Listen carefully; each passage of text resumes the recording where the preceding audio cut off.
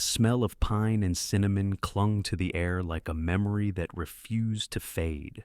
Outside, snowflakes fell in slow, deliberate spirals, settling on the manicured lawns of Willow Creek. The kind of neighborhood where every wreath matched, every string of lights was straight, and appearances mattered more than anything else. Richard Carter sat on the edge of a leather couch he had helped pay for, his hands folded in his lap, fingers stiff from the cold. Across from him, a 12-foot Christmas tree glittered with gold ribbon and glass ornaments. The entire room glowed with a warmth that had nothing to do with love. "I was thinking," Richard said, breaking the silence that had been thick as fog since he walked in. "Maybe this year I could make my turkey. You know, the one with the sage stuffing your mother used to love. She always said it was better than her grandmother's." His voice came out gentle, almost hopeful. The words hung there, mingling with the scent of Sophia's expensive vanilla candles, waiting to be welcomed. Instead, he noticed Daniel, his son, shift uncomfortably on the opposite side of the couch. Daniel's wedding band caught a glint from the firelight, a flicker of metal as his hands clenched and unclenched. He inhaled as if bracing for an impact. "Dad," Daniel said, not looking at him, "you're not going to be welcome here for Christmas." The words landed like a physical blow. A punch to the chest that left Richard's breath tangled in his throat. He blinked, sure he'd misheard. "What?" His voice cracked on the single syllable. "Why wouldn't I be welcome?" Daniel's gaze stayed fixed on the marble coffee table between them, the one Richard had helped him pick out last spring, when Sophia decided the old one wasn't modern enough. "Her parents are coming," Daniel said finally, his voice small. "And they'd prefer if you weren't here. They'd prefer." Richard repeated it slowly, like he was tasting poison.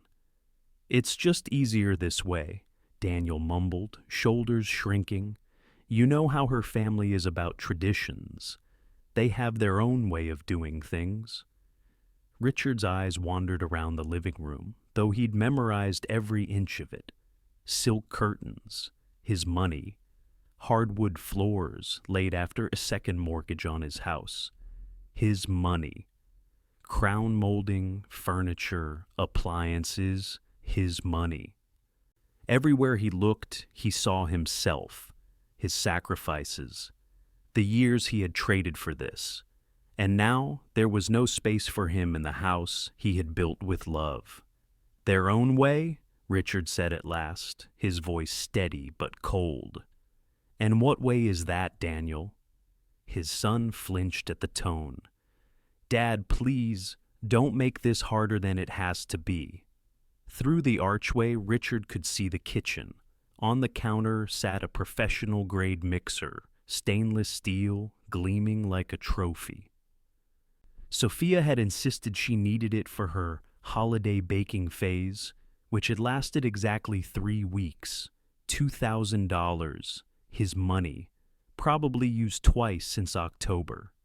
"Where will I spend Christmas then?" he asked, barely above a whisper. Daniel's face crumpled, but he said nothing for a long moment. Then, "Maybe you could, I don't know, visit Aunt Helen, or we could do something the weekend after." The weekend after, like Christmas was just another appointment on a calendar, Richard stood. His knees ached, a reminder of the years spent working double shifts, bending and lifting, carrying burdens alone. "I see," he said. "Dad, wait." But he was already moving toward the door, past family photos lined on the hallway wall. In every new picture, his face had been pushed a little further to the side, smaller, dimmer, like he was fading out of their story. His hand found the doorknob, cool and solid under his palm. He paused only long enough to say, without turning around, "Tell Sophia's parents something for me." Daniel hesitated. "What?" "Merry Christmas," Richard said. In Spanish. The December air hit his face like a slap as he stepped off the porch and into the night. Behind him, he heard his son call his name once, faintly, before the door closed with a soft, final click. Absolute. He stood for a long moment in the driveway, staring up at the twinkling Christmas lights strung across a house he had financed but was no longer welcome in. Inside, laughter would resume, dinner plates would clink. His absence would be explained away. His phone buzzed in his pocket, and he knew, without even checking, that it was Daniel. An apology, maybe, or a string of guilt-laced promises about next year. He didn't answer. Instead, he got into his old truck and sat there, hands on the steering wheel, watching his breath cloud the windshield. The heater took a moment to warm up as he pulled away from Willow Creek, leaving behind that warm glow, that curated perfection that had never truly been his. The streets of South Hill stretched out ahead, familiar and empty. Every corner was a memory. A little boy holding his father's hand, a son who once believed his father could fix anything. That boy was gone. At a red light, Richard watched another father load gifts into the back of an SUV while two children pressed their faces against the glass, fogging it with excitement. Once upon a time, that had been Daniel and him. Now it was just a stranger's story. The light turned green. He pressed down on the gas, harder than he needed to. The engine growled in protest, a sound that matched the ache in his chest. Street after street blurred past. Fifth Avenue, where he had refinanced his house to give them a down payment. Lincoln Street, where he had taken out a second mortgage to bail Daniel out 2 years ago. Every dollar, every sacrifice, every sleepless night came rushing back. And for what? By the time he turned into his own crack driveway, the numbness had settled in. The porch light flickered overhead. One more repair he couldn't afford because his money had been keeping someone else's dream afloat. Inside, the house was hollow. No Emily, no laughter, just him, alone with the echoes of a family that no longer wanted him. His phone rang again. This time, the name flashing on the screen made him stop. Sophia Miller. Perfect timing. For 5 years, he had been swallowing his pride, pretending not to hear the contempt in her voice. Now, as the phone buzzed like an angry insect, he realized something had changed. He was done pretending. He let it ring until the last chime faded into silence, then picked it up on the 4th ring. "Richard," Sophia said sweetly, her voice dipped in honey, laced with poison. "We need to talk about Christmas." "Richard," Sophia said, her voice like sugar dissolving in acid. "We need to talk about Christmas." He didn't sit down. Standing there in the kitchen, coat still on, he held the phone to his ear like it was a venomous thing. "There's nothing to talk about," Richard said quietly. "Daniel already told me everything." A pause. Then that practiced, polished laugh she used whenever she wanted something. "Come on, don't be dramatic. It's just a misunderstanding." A misunderstanding? His knuckles tightened around the phone. "I think you made your position clear." "Look," Sophia began, and he could hear the rustling of shopping bags in the background. "You have to understand my parents' perspective. They're very traditional. They expect a certain atmosphere during the holidays." "A certain atmosphere," Richard repeated. "And what atmosphere is that?" There was another pause, just long enough for him to hear her exhale. "They're not used to your kind of cooking, all that spicy Mexican food, the loud music. And frankly, Richard, they're educated people. They enjoy talking about current events, literature, art, things like that." The words sliced through him. For a moment he said nothing, just stood there, staring at the faded wallpaper of a kitchen that hadn't been updated in over a decade because every spare cent had gone to her and Daniel. "You mean to say," he said slowly, "that I don't belong at your table?" "Don't twist my words," she snapped, sweetness evaporating like steam. "This isn't about race. It's about class. My father graduated summa cum laude from Georgetown. My mother speaks 4 languages. They spend summers in Martha's Vineyard. Well, you wouldn't have much to contribute to the conversation." Heat climbed Richard's neck, but he kept his voice steady. "You mean stories about laying tile? About running a business from nothing?" "Money isn't everything, Richard," she said, condescension dripping from every syllable. "Breeding matters. Education matters. And honestly, Emily understood that better than you do. She knew her place." Everything in him went silent. "What did you just say about my wife?" "I'm just saying," Sophia continued breezily, "she knew how to blend in. She didn't try to make everything about herself. She didn't embarrass us." Richard's hand trembled, but his voice came out low and sharp, a blade instead of a shout. "Emily had more class in her little finger than your entire bloodline could scrape together." "Oh, please," Sophia scoffed. "She was a house cleaner who got lucky.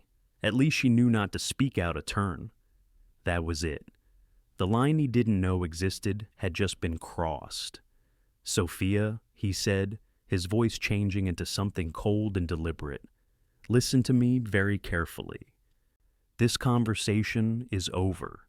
You can't just—" "We're done," Richard repeated, and ended the call. He set the phone down on the counter with slow precision, surprised at how steady his hands felt. Around him, the kitchen looked the same, the peeling cabinets, the old appliances, but the air felt different, lighter, cleaner. For the first time in years, there was no weight pressing on his chest. Richard walked to the small desk tucked into the corner of the dining room.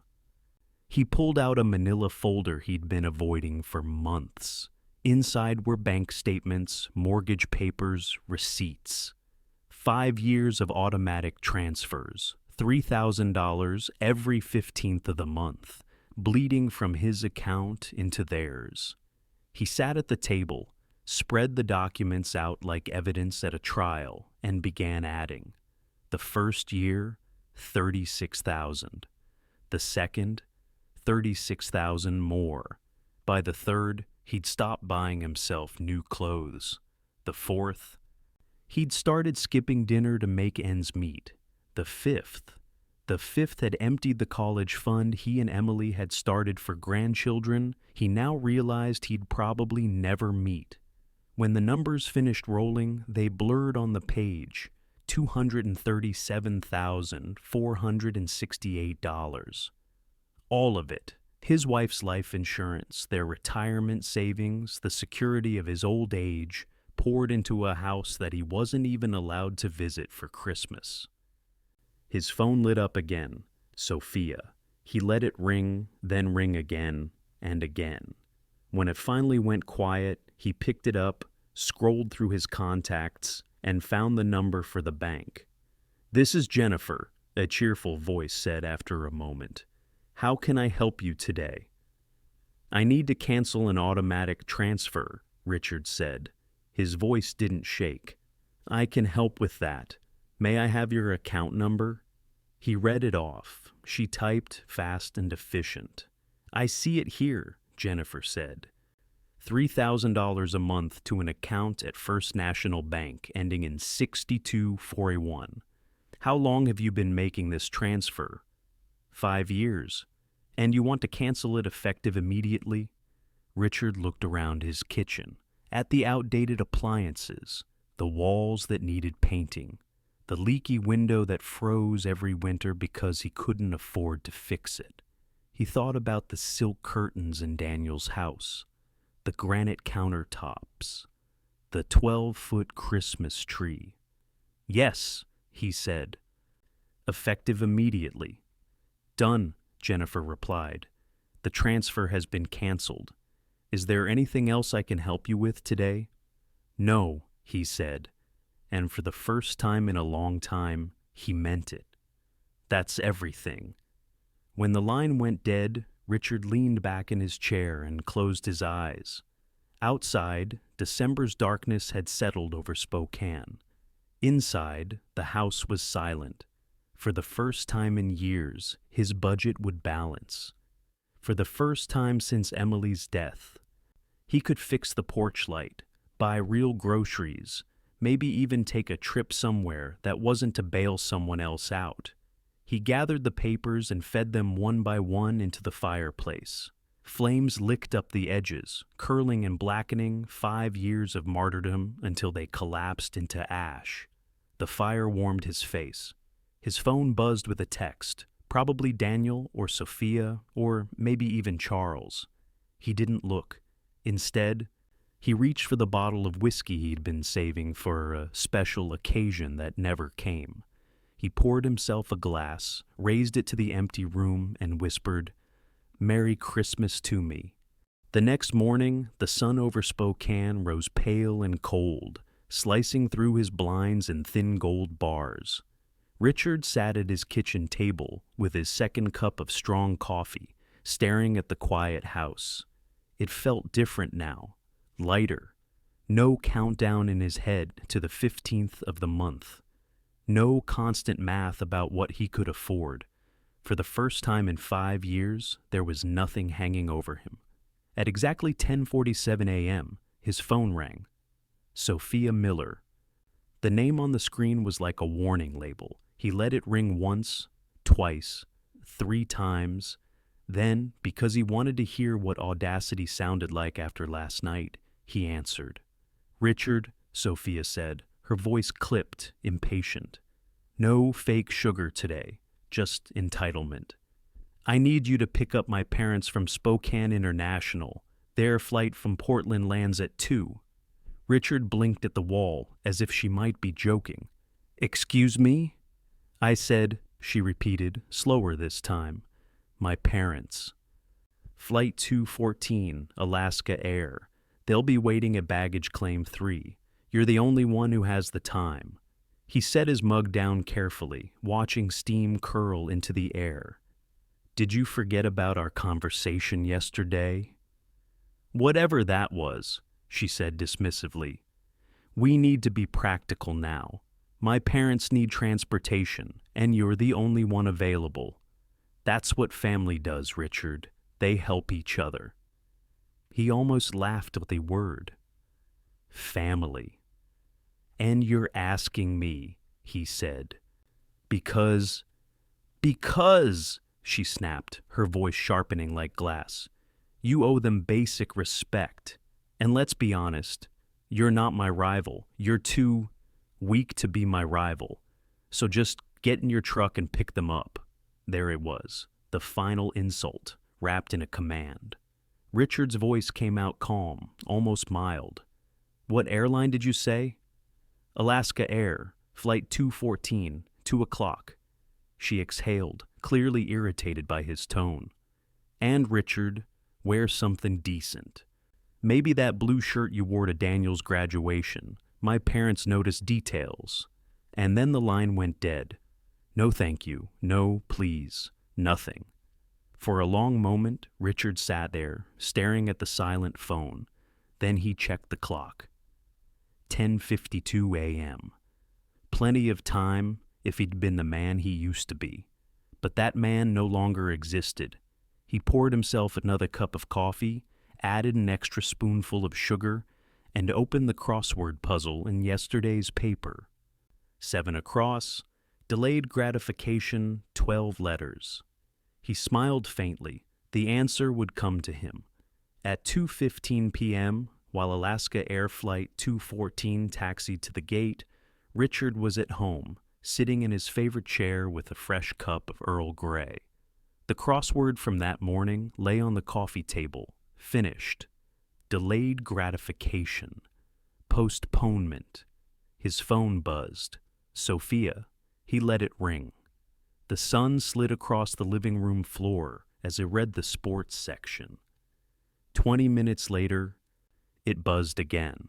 This time, a text. "Dad, where are you? My parents are waiting." He placed the phone face down without opening it and went back to his tea. By 3:30 p.m., the phone had rung 6 times. He had finished the newspaper, brewed a second pot of tea, and reorganized the junk drawer in his kitchen. Screwdrivers, rubber bands, a few old photos of Emily smiling in the garden. The 7th call came at 3:45 p.m., but it wasn't Sophia's number. It was unknown. Probably her parents borrowing someone's phone. He smiled and let that one ring too. Outside, a neighbor was hanging Christmas lights on his porch. 2 kids raced around the yard with the kind of joy that came only in December. Normal families, normal afternoons. No one stranded in an airport, waiting for a man who had finally decided he wasn't their servant. At 4:15, the phone started ringing nonstop. Sophia. Unknown. Sophia again. The buzzing became a wasp against glass. Richard stood, walked into the kitchen, unplugged his landline from the wall, then turned off his cell phone. Perfect silence. He made himself a grilled cheese sandwich, golden and crisp, and a mug of tomato soup. It had been years since he'd allowed himself simple comfort food. Sitting at the table, watching the winter light fade, he took the first bite. The cheese stretched perfectly, the soup steamed, and he let the satisfaction of the moment wash over him. Somewhere across town, 3 people were dragging their designer luggage to a taxi stand. The soup had never tasted better. By 5 p.m., he had eaten, cleaned up, and was settling in to watch a movie when the pounding started. Not knocking, pounding. The kind of violent, insistent hammering that rattled the doorframe. He set down his tea and walked slowly to the front door. The pounding grew louder, each blow like a drumbeat of rage. Through the peephole, 3 figures crowded his small porch, like wolves circling prey. He opened the door. Charles Miller's face was red, eyes bulging, his expensive scarf askew. "What the hell is wrong with you?" he shouted, barging past Richard into the living room without waiting for an invitation. "We waited at that goddamn airport for over 3 hours. Margaret followed, her perfect hair disheveled, lips pressed thin with fury. Completely unacceptable, Dennis. Barbaric. Sophia came last, coat wrinkled, makeup smudged. "You humiliated us. Do you have any idea what you've done? My parents had to take a taxi because you—" "Get out of my house," Richard said. The words cut through their shouting like a blade. They froze, staring at him as though they'd misheard. "Excuse me?" Charles barked, taking a step forward. "You don't get to—" "This," Richard said, his voice low and clear, "is my house, and I want you out. Now." "You don't get to talk to me like that," Charles Miller barked, jabbing a finger toward Richard's chest as if he could physically force his will into the room. "You humiliated us. 3 hours at that airport, waiting for a man who apparently thinks he's above basic decency." Margaret's voice, sharp as glass, followed. "This is beyond rude, Richard. At our age, you endangered us, and in this town, word travels fast."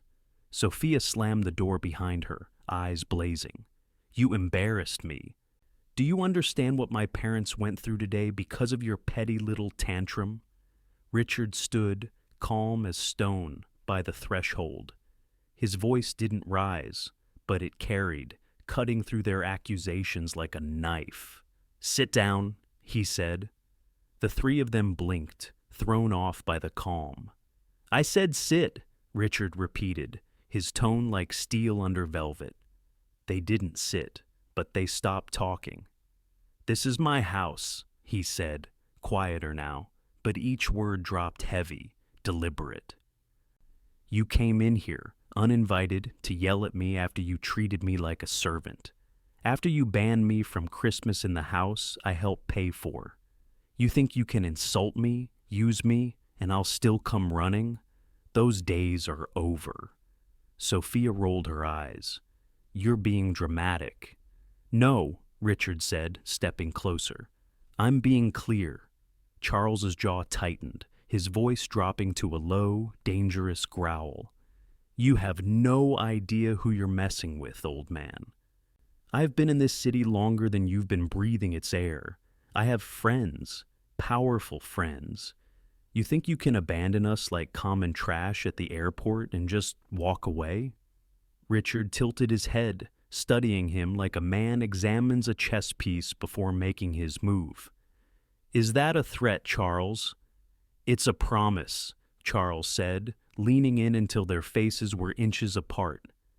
"You're about to find out how much damage I can do." Margaret crossed her arms. "Your behavior today won't go unnoticed. People in Spokane talk. You're about to become very, very unpopular." Richard's laugh came low, quiet. It startled them because it wasn't nervous. It was something else, something like relief. "For years," he said slowly, "I paid your daughter's bills. I made your son-in-law's mortgage payments. I took on debt for them. I sacrificed everything so they could live like royalty. And in return, you looked down on me, mocked me, treated me like I was beneath you." He stepped back, opening the door wide to the icy December evening. "Those days are gone. You don't have a servant here anymore. You don't have a bank. You don't have me." Sophia's voice rose, shrill and furious. "You can't do this. We're family." "Family?" Richard's eyes burned into hers. "You made sure I wasn't family the moment you told your husband I wasn't good enough to sit at your Christmas table." The color drained from her face, but she pressed on, desperate to regain control. "This isn't how things work, Richard. You don't just walk away." "That's exactly what I'm doing," he said. Charles's temper exploded.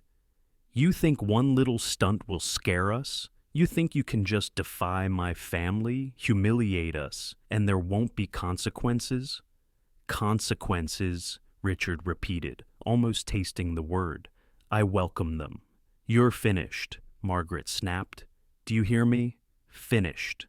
Richard turned to her, and for the first time in years, his voice softened, not with kindness, but with pity. "No, Margaret. I was finished the moment I let you all convince me I wasn't good enough.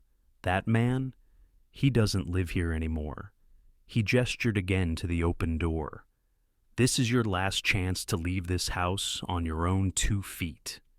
Charles looked like he wanted to fight, to shove him, to leave some mark on this room before retreating. But something in Richard's stance made him hesitate. It wasn't rage he saw there. It was resolve. The kind that didn't bend. Sophia grabbed her father's arm. "Daddy, let's just go."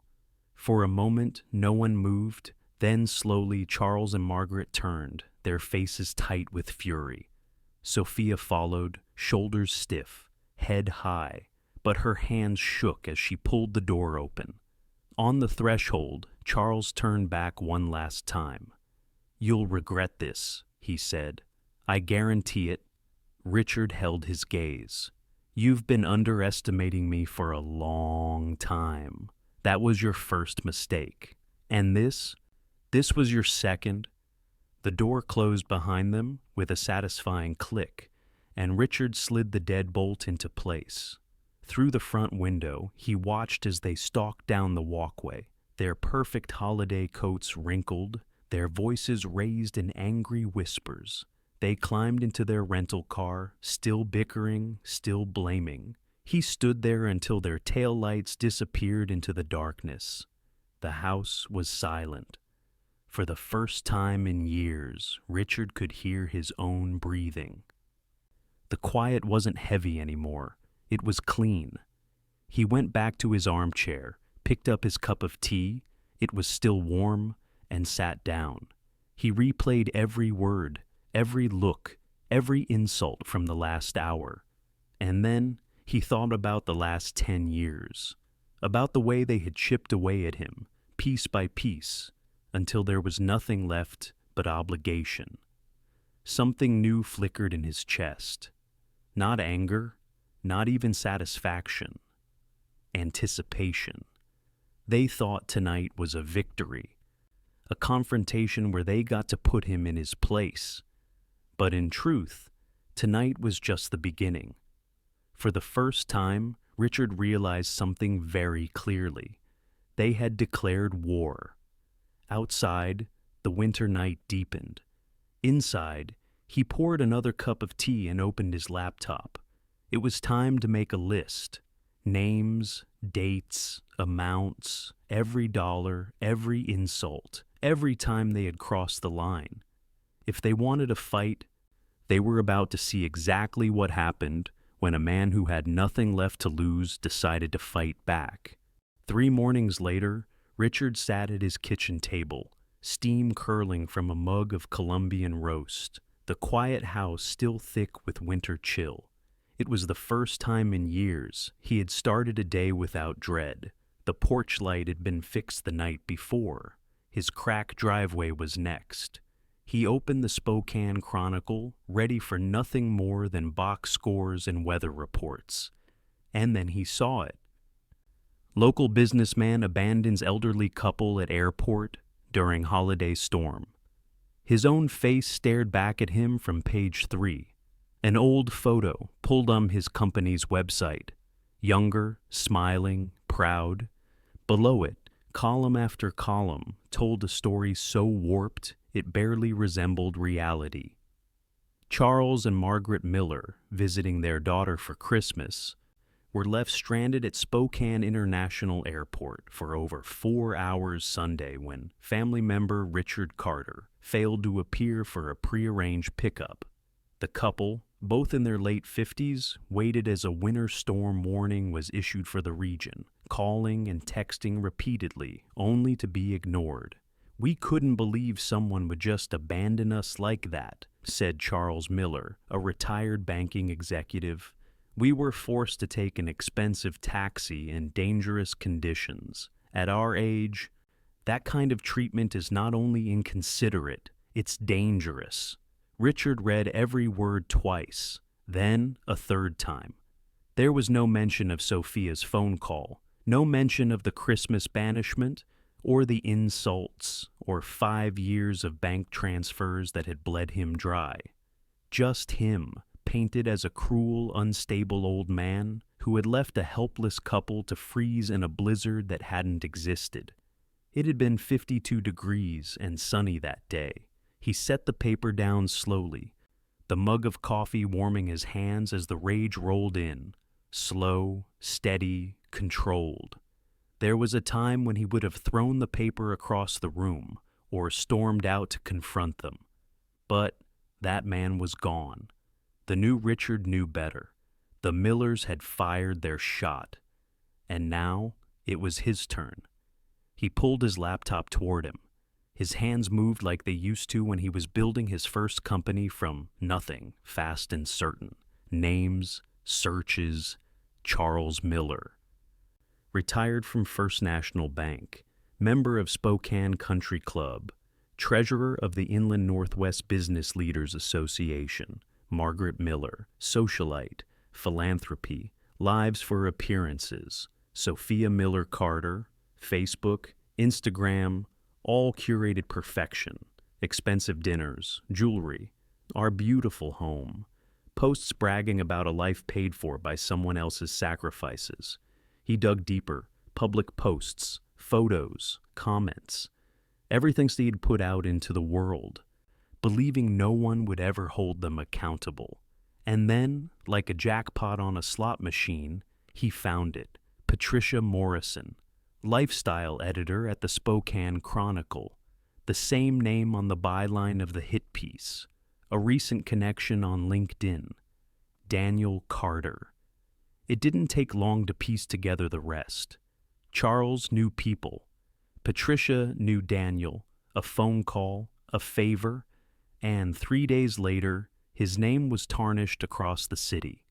Richard leaned back, staring at the ceiling, feeling something he hadn't felt in years: clarity. They thought this was a game. They thought reputation was a weapon only they knew how to use. But Richard had been underestimated all his life. He built his business from the ground up, one nail, one brick, one contract at a time. He'd done it without charm, without shortcuts, without the kind of safety nets these people had been born into. And if there was one thing he understood, it was how to build something from nothing, and how to tear it down. The plan came together quickly. First, documentation. He pulled out the thick stack of papers he hadn't burned, the ones he had kept out of instinct. 5 years of bank statements, highlighted line by line. The down payment, $52,000. Mortgage payments, $180,000. Utilities, renovations, cars, vacations. The total, $250,000. Second, presentation. He printed every photo from Sophia's social media: the granite countertops, the designer bags, the Hawaiian vacations, photos time-stamped with the very months he had been covering their bills. Third, timing. He circled the date on his wall calendar, December 24th, Christmas Eve. That was when the Millers would have their perfect dinner party, full of neighbors and friends, people who had read the paper and whispered about Richard Carter behind their hands. Perfect. That was when the truth would arrive, not online, not in the paper, in person, delivered right to their dining table. For 3 days, Richard barely slept. He sorted everything into 12 neat packets, one for every seat at their table.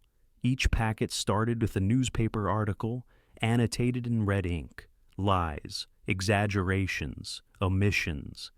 Next came the bank records, the receipts, the photos. And at the top of each, a simple cover page: the truth behind the Christmas story. On the afternoon of Christmas Eve, Richard stood in his bedroom mirror and fastened the cuffs of his navy suit, the same suit he had worn to Emily's funeral. It still fit, though his face in the mirror was harder now, sharper. He slipped the evidence packets into a leather briefcase, zipped it shut, and looked at himself one last time. There was no anger in his expression anymore, only purpose. At 6:30 p.m., he parked across the street from their Kendall Yards home. Through the wide windows, he could see the glow of chandeliers, the long dining table dressed in white linen and crystal. Laughter drifted out when the door opened for a guest. He checked his watch. 6:45, right on time. Richard stepped out of the truck, briefcase in hand, and walked slowly across the street. The front door, as always, was unlocked, and as he opened it, the warm air spilled out to greet him. So did the silence, when 12 heads turned at once to stare. "Good evening," he said calmly, his voice carrying across the room. "I hope you don't mind if I join you. I have something your guests deserve to see." And with that, he set the briefcase on the marble sideboard and began to unfasten the clasps. For a heartbeat, no one moved. 12 people sat frozen around a table polished to a mirror shine. The scent of rosemary and roasted turkey floated in the air, but the warmth in the room was gone. Every face turned to Richard, their laughter snuffed out like candles in the wind. Sophia was the first to speak, her voice high and sharp, her wineglass trembling in her hand. "Richard, what are you doing here? You need to leave, now." Richard didn't look at her. He was already opening the latches on his briefcase, the soft click of metal sounding louder than the music playing faintly in the background. "No," he said simply, lifting the lid. "Not yet." Michael's face had gone pale, the same shade it had been the night he told his father he wasn't welcome. "Dad," he said weakly, "please, this isn't the time." "This," Richard said, turning his eyes to his son, "is exactly the time." He pulled out the first stack of papers, held them for a moment in his hands, and then began to walk slowly around the table. "I thought," he said, his voice calm and steady, "that your guests might enjoy a little Christmas story, a true one, about generosity and betrayal." The room was silent except for the faint clinking of silverware as someone set down a fork, unsure whether to hide or to help. Richard placed the first packet in front of a woman in pearls sitting nearest the head of the table. Then another packet to the man beside her. He moved deliberately, one seat at a time, until each guest had a neat stack of papers. "Inside," he said, "you'll find 5 years of financial records, bank statements, receipts, proof of everything I paid for in this house you're sitting in right now." One of the guests, a man with gray hair and a sharp suit, frowned and flipped the first page. His brows furrowed as he scanned the highlighted numbers. $180,000, he read aloud. "Monthly transfers. Richard, is this—" "Every month," Richard said. $3,000 for 5 years. Mortgage payments, utilities, furniture, renovations, even the granite countertop you're eating off of tonight. All paid for by me." A ripple went through the room. Chairs shifted. Papers rustled. Sophia's voice cut through, desperate. "He's lying. This is harassment. Michael, do something." Richard ignored her. "And yet," he said, pulling another document from the briefcase and laying it at the center of the table, "when I decided I had finally given enough, this is how they repaid me." It was a copy of the newspaper article, printed in black and white. He had circled quotes in red ink. "Winter storm. Abandoned. Unstable. They called in favors," Richard continued. "They planted a story to destroy my reputation. A story you all read, I'm sure. You've probably already whispered about it." The woman in pearls looked down at the article, then up at Sophia with open disgust. "Is this true?" "It's complicated," Sophia stammered. "You don't understand the context." "Oh, we understand," Richard said sharply. "You wanted to destroy me because I refused to keep being your personal bank account." He turned to the guests, his voice clear, cutting through the thick air. "I've paid over $230,000 to support their lives. And in exchange, I was told I wasn't welcome in this house for Christmas, that my food, my culture, my very presence wasn't good enough for her parents." Gasps, low murmurs. Someone whispered, "Oh my God." Richard's voice softened, but there was a steel edge underneath. "They called me a peasant. They insulted my late wife. And when I finally said enough, they painted me as a monster." Catherine Miller shifted in her seat, her carefully maintained composure slipping. "This is a family matter. You have no right to—" "You made it public," Richard said, cutting her off. "The moment you dragged my name into the paper, it stopped being private." For the first time, Michael spoke, his voice breaking. "Dad, I didn't know about the article. I swear. I never—" "I believe you," Richard said, looking at him steadily. "But she did, and her parents did. And they turned you into their weapon." Michael lowered his gaze, shame burning red across his cheeks. The silence that followed was deafening. The only sound was the soft crinkle of paper as the guests flipped through page after page. The numbers, the receipts, the pictures of Sophia posing with jewelry bought in months Richard had paid their bills. "This is unbelievable," said the man in the gray suit. "Sophia, you let this man pay your mortgage, and then you humiliated him in public." "In front of your own son?" Another voice joined, sharp and cold. "And then you lied to all of us about it." Sophia rose from her chair, trembling with fury, but her voice came out pleading. "Everyone, please, you don't understand. We never asked him to—" "You didn't say no," Richard said quietly. "You didn't say thank you. You just took, and took, and took." Richard gathered the last of the papers, closing his briefcase with a soft snap that echoed like a door shutting. "I didn't come here to ruin your party," he said, his voice quiet now, but it carried. "I came here because the truth belongs in this room. Because next time you read my name in your newspaper, I want you to know the real story." He turned toward the door, his shoulders square, his head high.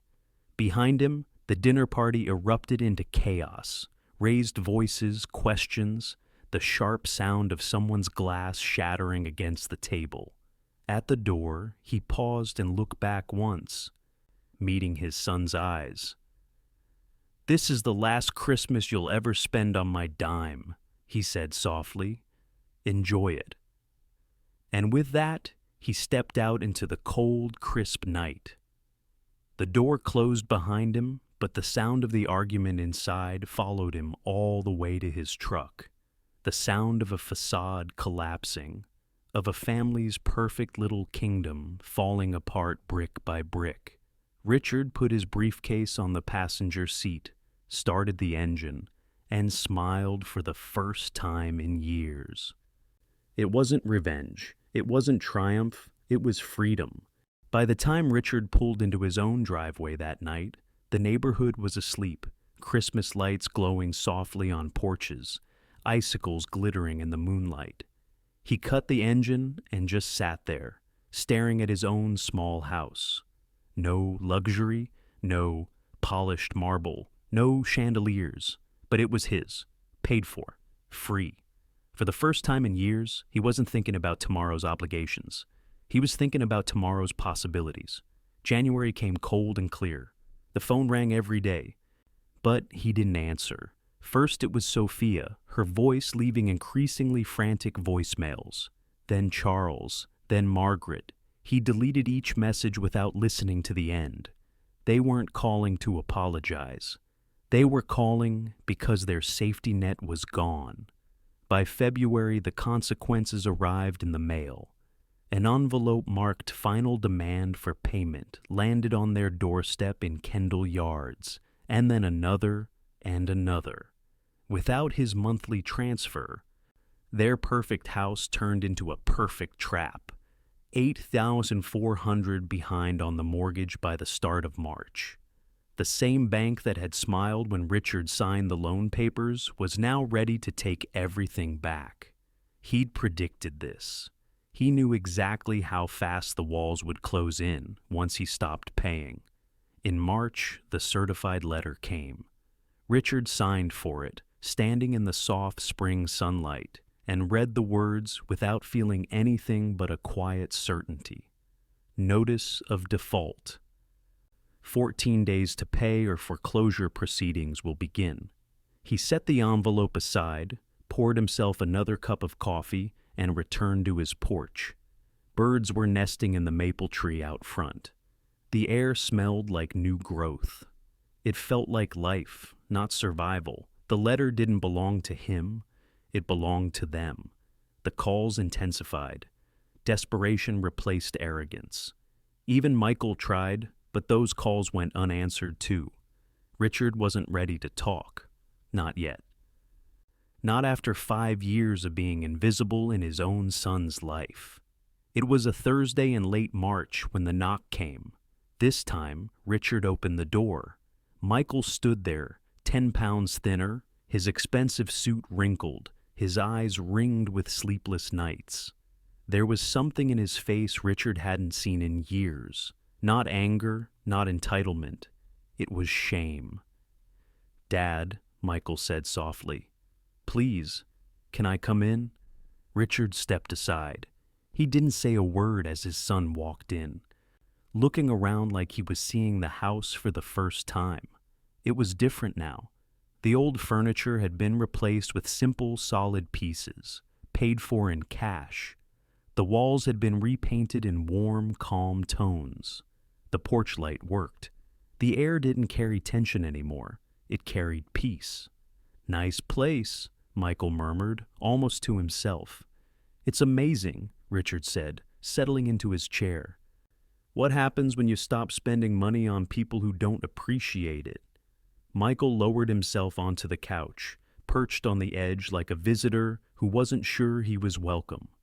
"Dad," he said finally, voice breaking, "I came to say I'm sorry." Richard looked at him. He didn't rush to fill the silence.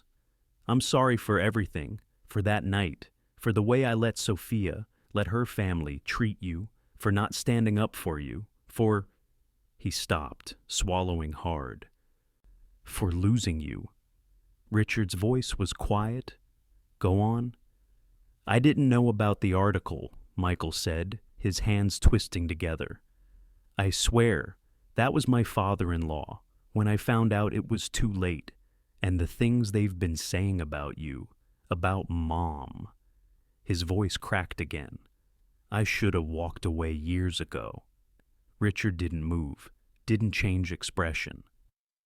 "Do you know," he said slowly, "how much money I gave you over those 5 years?" Michael nodded miserably. I calculated it, after Christmas, over $200,000. 237,468, Richard corrected. "I know the number because I added it up myself. That's 5 years of my life, Michael. My retirement, my home, your mother's life insurance." "I know," Michael whispered, "and I don't deserve your forgiveness." "You're right," Richard said. The words landed like stones. Michael closed his eyes, as if bracing for the next blow. But Richard's voice softened, not warm but measured. "Here's the thing, son. I forgave you anyway. Forgiveness isn't for you. It's for me. It means I don't carry this around anymore. But forgiveness doesn't mean things go back to the way they were." Michael's eyes glistened. "We're losing the house, Dad," he said quietly. "We can't keep up with the payments. Without you, without me," Richard repeated. "That's the part you need to understand. You built a life that only worked with me holding it up, and you never thought about what happened if I let go." "I don't know what I'm going to do," Michael said. "I might lose everything." "You'll survive," Richard said. "The way I did when I had nothing. Get a smaller house. Get a job that pays enough. Stop trying to impress people who don't care about you." Michael nodded, wiping at his eyes. "Is there any way?" he asked hesitantly. "We can start over? I don't mean money. I mean us." Richard leaned forward, elbows on his knees. He studied his son for a long time before answering. "You want to rebuild?" he asked. "Then you rebuild, from scratch, with respect this time. And the next time someone tries to tell you I'm not good enough, you remember this conversation." Michael swallowed hard. "I will, I promise." "Good," Richard said, standing. "Because the house, the mortgage, the debt, that's not my problem anymore. You are a grown man. Figure it out." Michael stood too, and for the first time in years, he looked like one, shoulders straight, eyes clear. "You know," he said quietly, "at that dinner, watching you stand up for yourself, I was proud of you." Richard nodded. "Maybe there's hope for you yet." When the door closed behind his son, Richard stood in the quiet for a long moment. Then he went out to the porch with a glass of good whiskey, breathing in the cool March air. Spring was coming to Spokane. For 5 years, he had been buried alive under obligations that weren't his. Now he was free. His phone buzzed with a text from Rosa, his sister. "Dinner on Sunday. The kids want to show you their school projects." Richard smiled and typed back, "Wouldn't miss it." In the distance, the city lights shimmered. Somewhere across town, a house was falling apart under the weight of unpaid bills and bad decisions. But here, on this porch, life was beginning again. By December, Spokane was buried under a fresh blanket of snow. The streets glittered under rows of lights strung between lampposts, the city dressed up like a painting. Richard stood at his front window, coffee warming his hands, watching flakes drift down. His house was quiet, but not empty anymore. It had taken nearly a year for him to learn how to enjoy the silence. A small tree stood in the corner of the living room, no more than 5 feet tall, but every ornament on it meant something. Hand-painted ornaments from his sister Rose's grandchildren. A faded star that Emily had bought at a discount store 30 years ago. It wasn't glamorous. It wasn't perfect. It was home. The past year had rewritten everything. The Miller's house had gone into foreclosure by June. When the for sale sign went up, it made the front page of the business section. Their Christmas perfect image crumbled in public. Charles had resigned from 2 boards. Margaret's invitations to fundraisers dried up. And Sophia? She went silent online. No more curated posts, no more blessed life captions. For the first time in years, there were no pictures of Michael either. Michael had started visiting again, at first with hesitation, then with more confidence.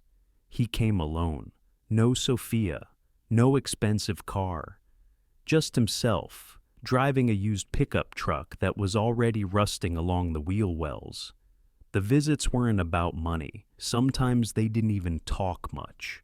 They'd just sit on the porch, sharing a beer, watching the neighborhood go by. It was awkward, but it was real. And that was all Richard had wanted in the first place. Christmas Eve came with an invitation, not to Kendall Yard's, but to Rosa's. Her little house overflowed with noise, cousins and nieces and nephews, the kitchen crowded with people bringing tamales, cookies, roasted chicken. The kids ran through the hallways with candy canes in their hands. Someone was laughing in every room. Richard stood in the doorway for a moment, letting it all wash over him. It had been so long since he'd been part of something like this. A celebration where no one kept score, where no one made him earn a seat at the table. "Richard!" Rosa called out, her face lighting up as she crossed the kitchen and hugged him tight. "You made it." "I wouldn't miss it," he said, and he meant it. At the table, the food was piled high, and the chairs mismatched, and nobody cared. He helped himself to a plate and sat between Rosa's husband and one of her teenage grandkids. They asked about his favorite football team, about whether he'd started building furniture again in the garage, about the bird feeder in his backyard. It was messy, loud, chaotic, and it felt like family. For the first time in a long time, he didn't feel like an outsider looking in. Later that night, after the presents had been opened and the kids had gone to bed, Rosa poured him a glass of wine and sat down next to him by the tree. "You seem lighter," she said, studying him with the kind of knowing that only a sister has. "I am," he said. "You know," she went on, "you spent a lot of years holding other people up. Maybe this is your time to breathe." Richard smiled faintly. "I think so." When he left, the night was still and silent, the snow fresh and clean under his boots. The world looked brand new. At home, he turned on the small Christmas tree, the lights glowing against the window. He sat in his chair and let the quiet fill the room, the kind of quiet that felt like peace instead of punishment. Just before midnight, there was a knock at the door. He opened it to find Michael standing there, bundled in an old coat, holding a plate covered in foil. "I thought you'd be at Rosa's," Michael said. "I was," Richard replied. "Just got home." Michael hesitated, then held out the plate. "I made tamales. They're not as good as Mom's, but I wanted you to have some." Richard accepted the plate, the heat seeping through the foil into his hands. "Thanks." For a moment, they just stood there, the winter air biting their cheeks. "Dad," Michael said, his voice rough, "I know I can't undo everything, but I'm trying. I'm done living for appearances. I want to make things right." Richard studied his son's face, searching for something he hadn't seen in years. This time, he found it. "You're getting there," Richard said softly. He opened the door wider. "Come in, son. It's cold." They sat together at the kitchen table, steam rising from the tamales. No fancy plates, no table runner. Just two men trying to rebuild something that had been broken for a long time. For the first time in years, they talked, not about money or favors or obligations, but about Emily, about fishing trips, about the day Michael learned to ride a bike, about life. When Michael left later that night, the snow had stopped. The city was quiet, the world holding its breath. Richard stood on his porch with a glass of whiskey, the same way he had the year before. But everything had changed. This time, he wasn't staring out at a world that had shut him out. This time, the future looked like an open door. Somewhere across town, there were no lights glowing in the miller's old house. It stood dark, a monument to what arrogance and entitlement can destroy. Richard didn't feel triumph. He felt free. He looked at the tree through the window, the star on top tilting slightly to one side, and thought of Emily. He raised his glass. "Merry Christmas," he whispered. "You'd be proud of how it all turned out." The night didn't answer, but he didn't need it to. For the first time in years, he was home, truly home.